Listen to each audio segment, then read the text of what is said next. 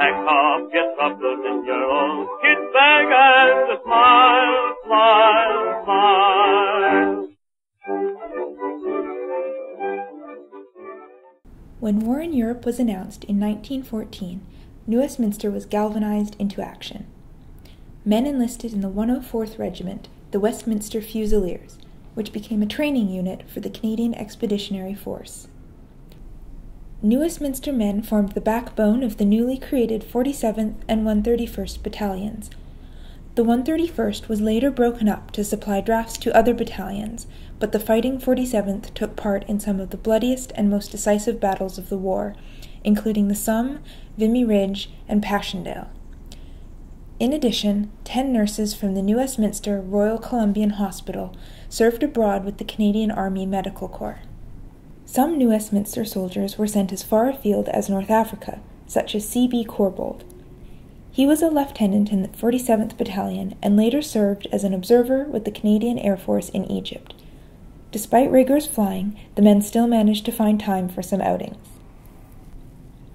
Another local, Louis Sangster, was part of the 131st Battalion that spent 3 weeks training in Vernon, BC, before being sent overseas. Even with their training, the men still found time for some fun. Sangster was quite an athlete, and his running skills led him to being appointed scout for the 47th Battalion. He returned to New Westminster in 1919, and later became alderman and mayor. Meanwhile, the men and women back home in New Westminster did their best to support the war effort. Women were an integral part of the efforts to raise funds and encourage the sale of victory loans. BC chapters from the Imperial Order of the Daughters of the Empire raised over $30,000 for the war effort, and the military wing of the Royal Columbian Hospital was furnished thanks to fundraising done by similar volunteers. Other women found work in industry. The photo here shows the day and night shift workers at the Vulcan Iron Works.